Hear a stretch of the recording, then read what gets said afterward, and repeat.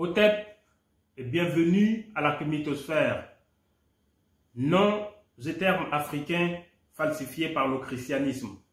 Tel est le thème sur lequel nous allons nous entretenir. À partir de cette vidéo, vous allez découvrir sur la base des études linguistiques l'origine des noms et termes comme Christ ou christianisme, Jésus, Marie et le terme Amen ou Amin selon les Arabes. Si vous êtes nouveau sur la chaîne, veuillez vous abonner tout en activant la cloche de notification pour ne pas rater nos vidéos. Veuillez aussi liker la vidéo pour que les robots YouTube nous encouragent à travailler.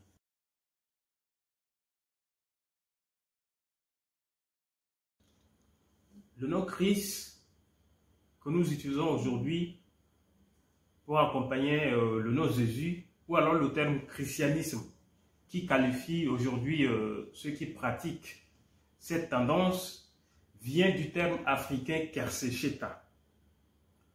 Le nom égyptien Kersecheta signifie gardien des mystères, qui fait référence ici au prêtre. Et gardien des mystères, c'est un grade que prennent des érudits, c'est-à-dire des personnes qui détiennent des savoirs, mais à un certain niveau. C'est-à-dire ceux qui détiennent la connaissance totale de l'univers. Ils étaient appelés Kersecheta. Et c'est ce terme Kersecheta qui traduit dans les langues des Occidentaux a donné le nom Christ, qui par la suite a donné la terminologie ou alors le terme christianisme, le nom christianisme que nous utilisons et qui qualifie aujourd'hui la religion chrétienne. Il y a aussi le nom Jésus que nous connaissons tous. Voilà. Le nom Jésus, en réalité, c'est un nom qui découle de l'égyptien aussi ancien. Et le nom égyptien ancien, c'est Yusa. Yusa, en égyptien ancien, traduit en araméen, donne Yeshua. Parce qu'il ne faut pas oublier que les araméens faisaient partie des peuples qui, à un moment, ont envahi l'Égypte. Et comme je le disais tantôt dans une précédente vidéo, les envahisseurs de l'Égypte ont cette tendance non seulement de falsifier l'histoire de l'Égypte, mais aussi de copier les éléments de la civilisation de l'Égypte et faire de ces éléments leur propre création. Donc, même les noms des personnes et leurs personnalités ont été copiés. Maintenant, le nom Yoshua en araméen, traduit en grec, va donner Jesus. Et le nom Jesus, la traduction d'araméen en grec qui donne Jesus, Jesus à son tour traduit dans les langues d'origine latine, donne Jésus. Mais chez les Arabes, ils ont gardé la graphie égyptienne. En arabe, eux, ils appellent Jésus Issa, qui est une traduction directe de l'égyptien ancien Yusa. Donc c'est clair que le nom, à la base, est un nom africain, mais qui est tout simplement traduit dans d'autres langues. Et ça donnait aujourd'hui le nom que nous savons, qui est le nom Jésus. Que ça soit clair pour les Africains. Et nous sommes en train, nos arguments sont basés sur des études linguistiques qu'aucun scientifique ne peut prouver le contraire. Il y a aussi le nom Marie, que tout le monde connaît tous d'ailleurs. Marie, voilà aussi un nom africain, mais qu'on ne vous dit pas clairement dans des églises. Le nom Marie vient de l'égyptien ancien Meri-Neter. Meri-Neter signifie l'aimé de Dieu. Et donc ce nom égyptien Meri-Neter, traduit en hébreu, va donner Myriam ou Mariam. Maintenant, cette traduction en hébreu, aussi en grec, en latin, en sanskrit, va donner Maria.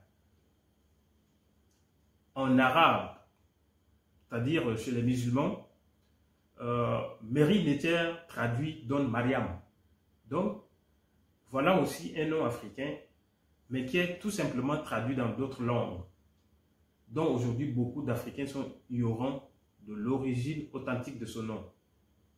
Retenez pour une fois que le nom Marie vient de l'égyptien ancien Meri-Neter, qui signifie l'aimer de Dieu. Le dernier nom ou terme pour clôturer notre vidéo, c'est le terme Amen chez les chrétiens et Amin chez les musulmans. Ce nom vient de l'égyptien ancien, parce qu'en égyptien ancien, nos ancêtres avaient plusieurs noms de Dieu, parmi lesquels nous avons Amon, Amon-Ra, nous avons Imen, Imana, Amen, Ameni, Aman, Amar, pour désigner Dieu, et cela signifie le cacher. Ceci pour traduire le caractère invisible et insondable de Dieu. Donc, c'est ce terme-là que les Occidentaux ont pris et en ont fait usage aujourd'hui pour conclure leurs prières. Mais on vous dit que ça signifie qu'il en soit ainsi. Mais quand vous menez des études linguistiques, en hébreu par exemple, vous allez vous rendre compte qu'ils vous diront que ce nom est d'origine inconnue. Mais vous allez aussi vous rendre compte que la signification même du nom Amen, s'il existe dans leur langue, ne signifie pas ce qu'ils vous disent comme signification selon laquelle c'est qu'il soit ainsi. Donc, c'est un nom africain qui désigne Dieu, mais qui est copié. Et aujourd'hui, on vous donne une autre explication et on vous cache l'origine réelle de ce nom. Mais aujourd'hui, grâce à la science, c'est-à-dire à l'archéologie linguistique, nous savons de façon précise que le terme Amen ou Amin est africain. C'est l'un des noms utilisés par les Africains pour qualifier Dieu, qui signifie le cacher, pour exprimer le caractère invisible et insondable de Dieu. Donc voilà, mais ce n'est pas fini. Aujourd'hui aussi dans l'Afrique contemporaine, quand vous allez chez les Djonkun du Nigeria ainsi que les Dogons du Mali, ils utilisent le terme Ama pour signifier Dieu, qui revient au même terme utilisé par les Égyptiens anciens aussi pour désigner Dieu. Vous allez chez les Rwandais et les Burundais, chez eux là-bas, ils utilisent le terme Imana pour dire Dieu. Imana, c'est le même nom utilisé par les anciens Égyptiens pour aussi qualifier Dieu. Ça, c'est pour ouvrir une parenthèse sur la parenté linguistique de l'Égyptien ancien et de l'Afrique contemporaine à travers nos différentes langues. Voilà ce que nous avons à partager avec vous. N'oubliez pas de vous abonner, de liker la vidéo. Au tête, merci et à la prochaine fois.